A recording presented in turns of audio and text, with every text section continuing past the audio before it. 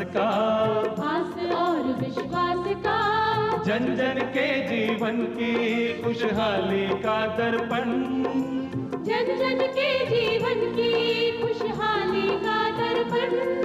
ये है कृषि दर्शन, ये है कृषि दर्शन, ये है कृषि दर्शन। भारत सरकार के कृषि मंत्रालय के कार्यक्रम कृषि दर्शन में आप सभी किसान भाइयों और बहनों का और आप सभी दर्शकों का बहुत बहुत स्वागत और अभिनंदन। और मैं हूं आपके साथ दीपा सिंह। किसान भाइयों कहते हैं कि पशुपालन वरदान है और वन प्राणी उपहार। पशुओं को जो नर पाले फैले वहां उजियार। जी हाँ किसान भाइयों और बहनों, खेती किसानी और पशुपालन हमारी अर्थव्यवस्था में एक दूसरे के पूरक माने जाते हैं और ये दोनों ही हमारी अर्थव्यवस्था को मजबूती प्रदान करते हैं। किसान भाइयों और बहनों, पशुपालन जो है वो कम लागत और कम समय में ज़्यादा से ज़्यादा मुनाफा देने वाला एक महत्वपूर्ण कृषि व्यवसाय माना जाता है। लेकिन ये इस बात पर निर्भर करता है कि हमारा पशु प्रबंधन कैसा है। अब चूँकि मौसम बदल रहा है तो इस बदलते मौसम में कैसे हम अपने पशुओं की देखभाल करें, आज कार्यक्रम कृषि दर्शन में हम इसी के बारे में बात करेंगे। लेकिन आइए उससे पहले देख लेते हैं खबरें खेती की, मंडी भाव और क्या कहता है हमारे आज के मौसम का हाल। किसान भाइयों नमस्कार, खबरें खेती की में आपका स्वागत है। आइए सबसे पहले नजर डालते हैं खेती से जुड़ी आज की कुछ खास खबरों पर। अवधि पार ऋणों के चुकारे के लिए एक मुश्त समझौता योजना लागू। किसानों के लिए लाभकारी है मक्का की खेती। किसानों का प्राकृतिक खेती के प्रति बढ़ रहा है रुझान। जैविक कीटों से फसलों का उत्पादन बढ़ाने के प्रयास। लहसुन की 2 नई किस्में हुई विकसित। राज्य सरकार ने अवधि पार ऋणों की वसूली के लिए एक मुश्त समझौता योजना लागू की है। यह योजना 31 मार्च 2021 तक लागू रहेगी। इस योजना के तहत सहकारी विकास बैंकों के सभी प्रकार के कृषि अकृषि ऋण जो 1 जुलाई 2019 को अवधि पार की श्रेणी में आते हैं वो इस योजना के पात्र होंगे। ये योजना 31 मार्च 2021 तक प्रभावी रहेगी। बैंक सचिव ने बताया कि पात्र खातों में जो राशि अवधि पार रही है उसमें से अवधि पार ब्याज सहित अन्य व्यय पर 50% की राहत प्रदान की जाएगी। वहीं इस योजना के पात्र खातों में 1 जुलाई 2019 के बाद ऋणी की ओर से जो भी किश्तें ड्यू रहें उस पर कोई राहत प्रदान नहीं की जाएगी तथा इन किश्तों का चुकारा किया जाना अनिवार्य होगा। 15 साल और उससे अधिक अवधि के अवधि पार खातों में बकाया मूलधन के बराबर ब्याज वसूल किया जाएगा। ऋणी द्वारा राशि की न्यूनतम 25% राशि समझौता दिनांक को और शेष राशि 3 माह की अवधि में या 31 मार्च 2021 तक जमा करवाना आवश्यक है। किसान भाइयों, ये तो आप भली भांति जानते हैं कि मक्का एक ग्रीष्मकालीन फसल है, लेकिन खास बात यह है कि मक्का की फसल का उत्पादन सभी प्रकार की मृदाओं में आसानी से लिया जा सकता है। भारत में मक्का एक महत्वपूर्ण खाद्यान्न फसल है। मक्का का रकबा 70,27,000 हेक्टेयर है। यह एक ग्रीष्मकालीन फसल है। सभी अवस्थाओं में तापमान 25 डिग्री सेंटीग्रेड के आसपास होने चाहिए। पकते समय गर्म तथा शुष्क वातावरण उपयुक्त रहता है। जायद फसल लेने के लिए बुवाई का समय जनवरी से मार्च तक का है। जल्दी बोने की स्थिति में देर से पकने वाली किस्में लगाई जा सकती हैं, जबकि देर से बुवाई होने पर जल्दी पकने वाली किस्मों का चयन करना चाहिए। इसका उपयोग पशु चारे के रूप में किया जाता है।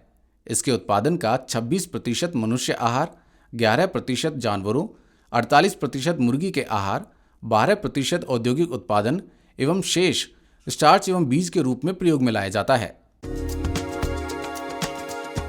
नौणी विश्वविद्यालय हिमाचल प्रदेश के प्रधानाचार्य ने किसानों को जीवामृत बनाने की विधि के बारे में बताया। उन्होंने बताया कि जीवामृत बनाने के लिए गोबर, गोमूत्र और पानी का घोल बनाया जाता है, जिससे 48 घंटे में जीवामृत बनकर तैयार हो जाता है। प्रदेश में प्राकृतिक खेती के प्रति किसानों का रुझान बढ़ रहा है। किसान लगातार जीवामृत और बीजामृत को अपना रहे हैं। ऐसे हजारों किसान हैं जो जीवामृत तैयार करने की विधि नहीं जानते हैं। इन्हीं किसानों की सुविधा के लिए नौणी यूनिवर्सिटी में प्रिंसिपल ने बताया कि जीवामृत बनाने के लिए हमें गोबर, गौमूत्र और पानी का घोल बनाना पड़ता है। इसमें गुड़ और बेसन मिलाया जाता है। करीब 48 घंटे के बाद जीवामृत बनकर तैयार हो जाता है। इसे 15 दिन के अंतराल में फसलों पर छिड़काव किया जा सकता है। जहाँ तक बीजामृत का सवाल है तो इसे भी गोबर, गोमूत्र और चूने से तैयार किया जाता है। रासायनिक उर्वरकों का छिड़काव मानव स्वास्थ्य पर विपरीत असर डालता है। इसीलिए जैविक कीटों की मदद से तिलहन और दलहन की फसलों को बचाने का तरीका कारगर साबित हो रहा है। फसलों में जहरीले कीटनाशक छिड़काव से सेहत को होने वाले नुकसान को रोकने के लिए अब कृषि वैज्ञानिकों ने जैविक विकल्प तलाश लिया है। जैविक कीट तैयार करने के साथ मित्र फफूंद तैयार कर दलहन और तिलहन की फसलों को महफूज रखने की राह भी आसान कर दी गई है। अब रासायनिक उर्वरक व दवाइयों के छिड़काव की जरूरत नहीं पड़ेगी। इस विधि के तहत जैविक कीटों के अंडों को पेपर पर चिपका दिया जाता है। इसे खेत की मेड़ पर लगाया जाता है। बिहार कृषि विश्वविद्यालय के वैज्ञानिकों ने लहसुन की 2 नई किस्में विकसित की है। नई किस्मों को BRG 13 गुलाबी और BRG 14 चमकदार सफेद नाम दिया गया है। बिहार कृषि विश्वविद्यालय सबौर के वैज्ञानिकों ने लहसुन की 2 नई किस्में विकसित कर देश के किसानों को सौगात दी है। नई विकसित किस्मों को BRG 13 गुलाबी और BRG 14 चमकदार सफेद नाम दिया गया है। विश्वविद्यालय के कुलपति अजय कुमार सिंह के अनुसार लहसुन की दोनों किस्मों को पूरे देश में जारी किया जाएगा। उन्होंने उम्मीद जताई है कि नई किस्में किसानों की आय बढ़ाने में सहायक होगी। इसकी विशेषता है कि इसका उत्पादन 13 से 14 टन प्रति हेक्टेयर रहेगा। हमारे किसान भाइयों को अपनी जिंसों के उचित मूल्य का इंतजार हमेशा ही रहता है, जिससे उनकी आर्थिक स्थिति मजबूत बनती है। आइए देखते हैं प्रदेश की प्रमुख मंडियों में प्रमुख जिंसों के बाजार भाव। गेहूं विजयनगर की मंडी में 1670, लालसोट की मंडी में 1700, इकलेरा की मंडी में 1710, दूनी की मंडी में 1588 और फतेहनगर की मंडी में गेहूं के भाव 1710 रुपये प्रति क्विंटल बोले गए। मक्का जालोर की मंडी में 1500, बारह की मंडी में 1240, बेंगू की मंडी में 1360 और प्रतापगढ़ की मंडी में मक्का के भाव 1280 रुपये प्रति क्विंटल रहे। बाजरा निवाई की मंडी में 1220, टोंक की मंडी में 1176, चाकसू की मंडी में 1255, लालसोट की मंडी में 1230 और जोधपुर की मंडी में बाजरा के भाव 1165 रुपये प्रति क्विंटल बोले गए। सरसों देवली की मंडी में 6000, टोंक की मंडी में 5600, चाकसू की मंडी में 5350, बिलाड़ा की मंडी में 5450 और बारा की मंडी में सरसों के भाव 5670 रुपये प्रति क्विंटल रहे। किसान भाइयों, प्रदेश का मौसम शुष्क बना हुआ है, साथ ही दिन के तापमान में हल्की बढ़ोतरी दर्ज की जा रही है। आइए इसी क्रम में देखते हैं मौसम का हाल। आइए देखते हैं प्रदेश के प्रमुख जिलों का आज का तापमान।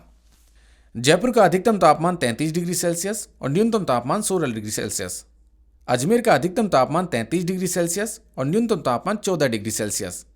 कोटा का अधिकतम तापमान 33 डिग्री सेल्सियस और न्यूनतम तापमान 14 डिग्री सेल्सियस। जोधपुर का अधिकतम तापमान 34 डिग्री सेल्सियस और न्यूनतम तापमान 14 डिग्री सेल्सियस। उदयपुर का अधिकतम तापमान 34 डिग्री सेल्सियस और न्यूनतम तापमान 10 डिग्री सेल्सियस। और अंत में बीकानेर का अधिकतम तापमान 35 डिग्री सेल्सियस और न्यूनतम तापमान 19 डिग्री सेल्सियस दर्ज किया गया। किसान भाइयों, खबरें खेती की में आज बस इतना ही। आप देखते रहिए कृषि दर्शन। नमस्कार। किसान भाइयों, अब दूरदर्शन राजस्थान के साथ आप सोशल मीडिया साइट्स पर भी जुड़ सकते हैं। स्क्रीन पर दिए गए QR कोड को अपने मोबाइल से स्कैन कीजिए और देखिए हमारे कृषि संबंधी कार्यक्रम YouTube, Facebook और Twitter पर।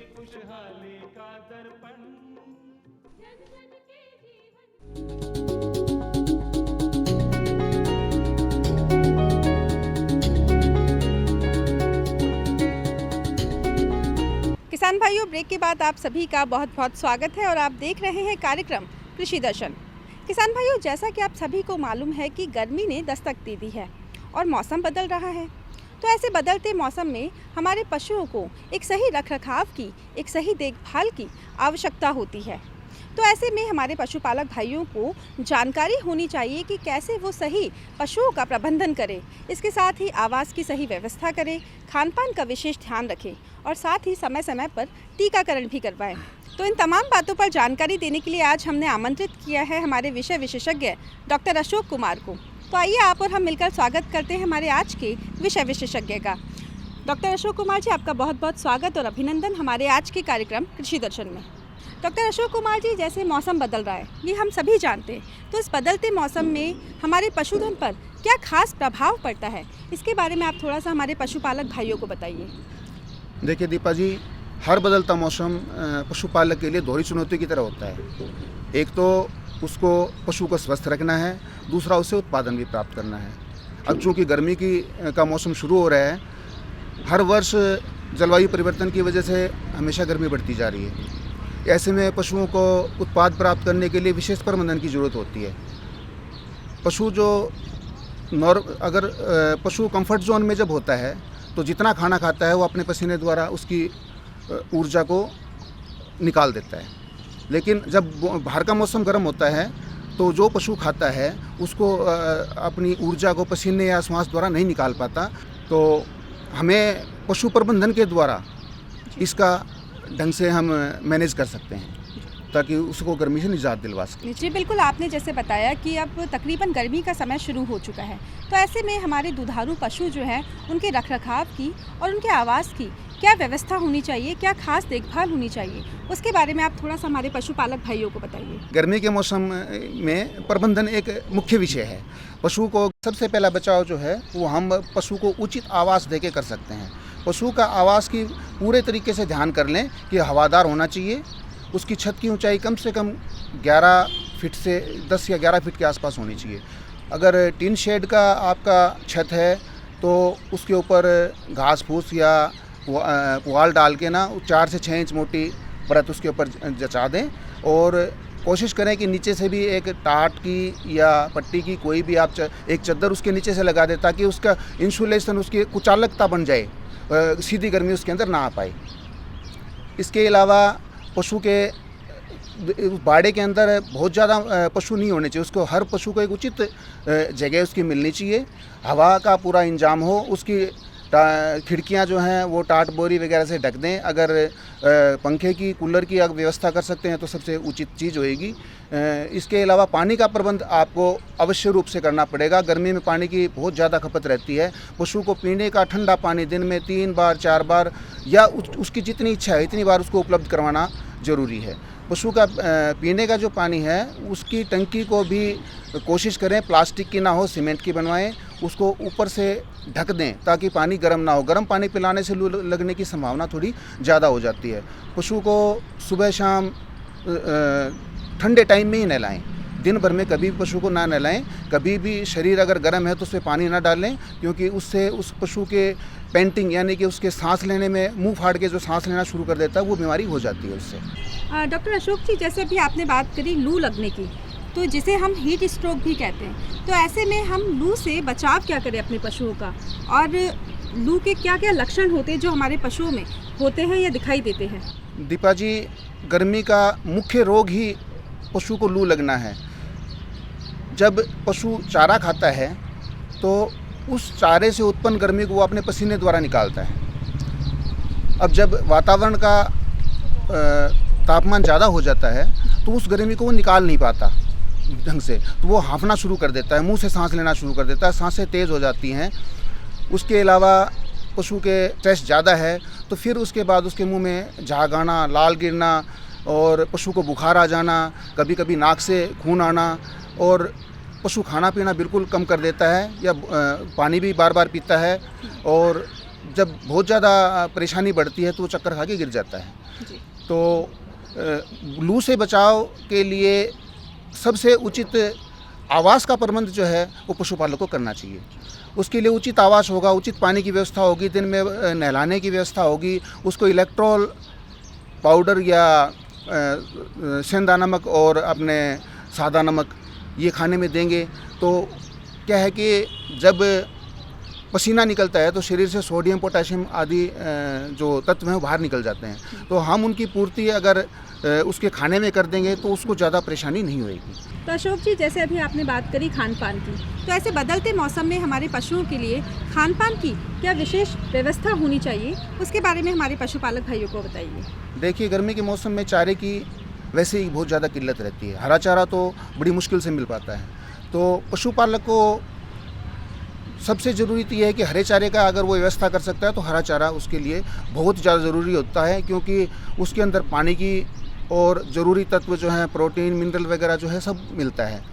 अगर पशुपालक हरे चारे का प्रबंध नहीं कर पा रहा है तो आजकल अजोला घास का जो है वो भी पशु के लिए बहुत ही विशेष महत्व है। वो भी पशु के लिए काफ़ी पौष्टिक है और वो कम लागत में, थोड़ी जगह में और कम पानी में आप दे सकते हैं। पशुओं को अगर आप सूखा खिला रहे हैं तो उसको पशु को जो है चाट माट जो है वो पशु को इस मौसम में अलग से खिलाएं और सूखा चारा अलग से खिलाएं। सूखे चारे को ज़्यादा भिगोएं नहीं। भिगोने के बाद गर्मी में अगर नमी मिल जाती है तो उसके अंदर एफ्लाटॉक्सिन बनने की गुंजाइश हो जाती है और उसकी वजह से वो टॉक्सिन शरीर में पैदा हो जाते हैं उसके, तो वो चारा एक तरह से उसको हानिकारक रहेगा उसके लिए। सर, जब खान पान की बात होती है या पशुओं के आहार की बात होती है तो उसमें बात होती है मिनरल मिक्सचर की। तो ये मिनरल मिक्सचर एक्चुअली में है क्या, और ये हमारे जो भी पशु हैं उनके लिए कितना ज़रूरी है, कितना अहम है, इसके बारे में आप बताइए।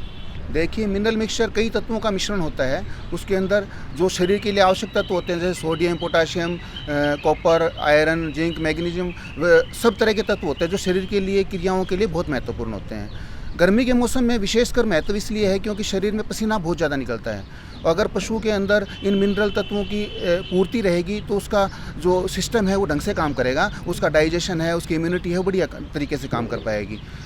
मिनरल मिक्सचर रेगुलर तौर पे नमक के साथ 1 मुट्ठी नमक और 1 मुट्ठी मिनरल मिक्सचर नियमित रूप से देने से पशु को गर्मी और लू लगने से भी हम काफ़ी हद तक बचा सकते हैं। खान पान के बारे में कुछ और बताना चाहूँगा कि ये सीज़न जो है वो चारा परिवर्तन का भी समय होता है। लोग कड़बी से तूड़े की तरफ शिफ्ट होते हैं तो पशुओं को शिफ्ट करते हैं, तो पशु को एकदम से नया चारा ना दे के पुराने चारे में थोड़ा मिला के और फिर नए चारे पे लाएं, क्योंकि इस समय पे एकदम से अगर देंगे तो पशु का जो पेट का माइक्रोफ्लोरा है, जो खाने को हजम करने वाले जो उसके जीवाणु हैं, वो पुराने चारे के ऊपर सेट होते हैं। अब एकदम से आप नया चारा देंगे तो पशु को पेट में जो है वो दिक्कतें पैदा करता है और पशुओं में इस मौसम में बंद की या कब्जे की शिकायत बहुत ज़्यादा रहती है।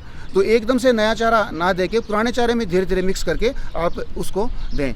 सूखे चारे को ज़्यादा भिगोएं नहीं और उसके अंदर थोड़ा सा नमक और मिनरल मिक्सचर मिला के वो वैसे खिलाएं और चाट बनता कोशिश करें पशु को अलग से खिला के। पानी की भरपूर मात्रा उसको दिन में 3 बार 4 बार जितना हो सके वो पिलाएं। अगर किसी पशु को हीट स्ट्रेस है या जिसको हाँफ रहा है, गर्मी लगी हुई है, उसको हम दिन में उसको एक्स्ट्रा पानी या एक्स्ट्रा उसको ठंडक देने के लिए उसके ऊपर गीली बोरी वगैरह डाल के उसको मैनेज कर सकते हैं। चारा इन दिनों में पशु अगर थोड़ा खाए तो उसको 2-3 बार में करके भी हम चारा खिला सकते हैं, क्योंकि गर्मी के स्ट्रेस में पशु चारा कम खाते हैं। सर, जैसे मौसम बदल रहा है तो ऐसे बदलते मौसम में रोगों से और बीमारियों से बचाने के लिए हम अपने पशुओं में कौन कौन से टीकाकरण की व्यवस्था करें, इसके बारे में आप थोड़ा सा हमारे पशुपालक भाइयों को बताइए।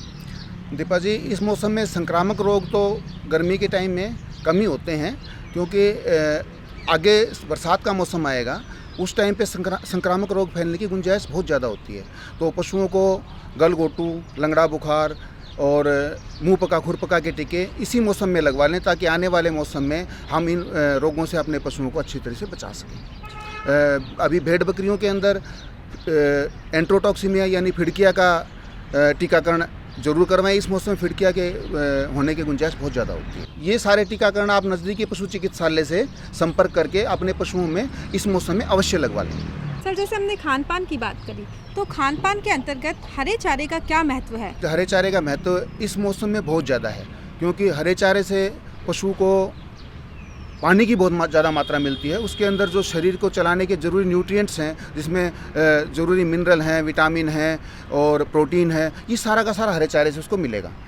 अभी क्या है कि इस मौसम में ज्वार, चरी, जई, इस मौसम में आप फसल चक्र को इस तरह से व्यवस्थित करें ताकि इस मौसम में आपको हरे चारे की प्रचुर मात्रा में उपलब्धता हो जाए और पशु के पोषण में कोई कमी ना रहे। इसके अलावा आप अजोला को भी हरे चारे के रूप में इस्तेमाल कर सकते हैं। ये बहुत सस्ता और कम जगह में लगने वाला, कम पानी में लगने वाला घास है और इसके अंदर भी प्रोटीन, विटामिन और मिनरल भरपूर मात्रा में पाया जाता है। ये पशु के जो खाद्य ज़रूरतें हैं उनको काफ़ी हद तक पूरा कर देता है। तो ये तो बात हो गई पोषण की। अब हमारे पशुओं में प्रजनन संबंधी कौन कौन सी समस्याएं आती हैं और कैसे हम इसका समाधान करें, इसके बारे में आप थोड़ा सा बताइए। जी देखिए, इस मौसम में, गर्मी के मौसम में जब पशु हीट स्ट्रेस में होता है, उस समय जो गाभिन जानवर होते हैं उनमें बच्चे डालने की संभावना बहुत ज़्यादा हो जाती है, यानी कि अधूरा अबॉर्शन होने की संभावना बहुत ज़्यादा होती है। तो इस मौसम का इसका एक ही इलाज है कि आप जितना हो सके गर्मी से बचाव करें। पशु की जो रहने की जगह है उसको जितना ठंडा रख सकेंगे उसमें उसका बचाव होगा। इस मौसम में क्या है, हमारे जो डेयरी के जो जानवर हैं, जो दुग्धधारू जानवर हैं, वो इस समय में क्या है कि सीजनल ब्रीडर होते हैं। इस समय गर्मी के टाइम में वो हीट में नहीं आते। तो ये जैसे अभी तक गर्मी पूरी तरीके से आई नहीं है, थोड़ा टाइम है, तो पशुपालक से यही सलाह दूंगा कि जो पशु उनके ज्ञापन नहीं हुए हैं अभी तक, उनको अभी आप चिकित्सक की सलाह से ज्ञापन करवा सकते हैं। इस मौसम में पशुओं के गर्भपात की ज़्यादा संभावना होती है, इसलिए पशु को गर्मी से बचा के रखना बहुत ज़्यादा ज़रूरी है। और उसको ज़्यादा हीट वाला चारा ना खिलाएं, जैसे बाजरा है या कोई अजवाइन वगैरह डालते हैं तो उसके अंदर ना डालें। जो पशु अभी तक हीट में नहीं आए हैं, ब्याने के जिनको 2 महीने हो चुके हैं और जो गर्भधारण नहीं किया है, वो इस मौसम में इनको अवश्य रूप से दवाई दिलवा के या जो नेचुरल तरीके से अगर वो हीट में आ रहे तो इस मौसम में अगर हम ज्ञापन करवा लेंगे तो आगे का जो गर्मी का सीज़न है उसमें पशु बोलते नहीं हैं। ये सीजनल ब्रीडर होते हैं हमारे डेयरी जानवर जो हैं, तो वो गैप कम हो जाएगा। पशुपालन व्यवसाय का मुख्य लाभकारी बनाने का मुख्य आधार ये है कि आप 2 ब्यातों के बीच का अंतर कम से कम रखें, या जो है उसका ड्राई पीरियड जितना कम से कम रख पाएंगे उतना ही पशु पालन जो है वो लाभकारी विषय बनेगा। कुल मिलाकर बात यह है कि हमें अपने पशुओं को बचाने के लिए सबसे पहले तो गर्मी का प्रबंध करना ज़रूरी है, ताकि गर्मी से हम उन्हें बचा सकें। अब अशोक जी, आप जाते जाते हमारे पशुपालक भाइयों को क्या संदेश या सलाह देना चाहेंगे कि इस मौसम में कैसे हम खास अपने पशुओं का ध्यान रखें?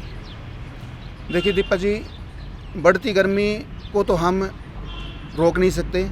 पशुओं को बेहतर आवास व्यवस्था देके, उनके आवास को ठंडा रख के, इंसुलेटेड छतें लगा के और उनके चारे का, हरे चारे का प्रबंध करके और उनको ज़्यादा से ज़्यादा मिनरल मिक्सचर या नमक या सेंधा नमक ये चारे में दे के हम उनके उत्पादन को मेंटेन रख सकते हैं, बनाए रख सकते हैं। तो पशुपालकों भाइयों से यही निवेदन है कि इन सलाह पे ध्यान दें। तो अशोक जी, आप हमारे कार्यक्रम कृषि दर्शन में आए और आपने ढेर सारी जानकारी हमारे किसानों के साथ, हमारे पशुपालक भाइयों के साथ साझा की। इतने सहज तरीके से, इतने सरल तरीके से आपने बदलते मौसम से संबंधित जो भी पशु में बीमारियां लगती हैं, रोग लगते हैं, उनके बारे में आपने बताया। इसके लिए आपका बहुत बहुत धन्यवाद। तो किसान भाइयों, आज हमने पशु प्रबंधन से संबंधित और ख़ासकर इस बदलते मौसम में पशुओं की देखभाल से संबंधित जानकारियों को जाना कि कैसे हम अपने पशुओं का खान पान का ध्यान रखें, उनके आवास की व्यवस्था करें, उनके टीकाकरण की व्यवस्था करें। मुझे उम्मीद है आपको आज का हमारा ये कार्यक्रम काफ़ी पसंद आया होगा, लेकिन फिर भी आपके मन में किसी तरह के कोई सवाल हो या कोई जिज्ञासा हो या कोई सुझाव हो तो उसके लिए आप हमें पत्र लिख सकते हैं। और पत्र लिखने के लिए हमारा पता है कार्यक्रम कृषि दर्शन, DD राजस्थान, दूरदर्शन केंद्र, जयपुर। और आप हमें ईमेल भी कर सकते हैं। हमारा ईमेल ID है krishidarshanjaipur@gmail.com। और हमेशा की तरह हमें रहेगा आपके पत्रों और आपके ईमेल्स का इंतज़ार। और जाते जाते बस यही बात कि मौसम बदल रहा है, तो इस बदलते मौसम में खासकर अपने पशुओं का ध्यान रखिए, क्योंकि अगर पशुधन स्वस्थ रहेगा तो न केवल हमारा उत्पादन ज़्यादा होगा बल्कि मुनाफा भी ज़्यादा होगा। तो आज के लिए बस इतना ही। लेती हूँ आपसे आज्ञा। फिर हाजिर होंगे कार्यक्रम कृषि दर्शन में खेती किसानी की एक नई जानकारी को लेकर। तब तक के लिए नमस्कार।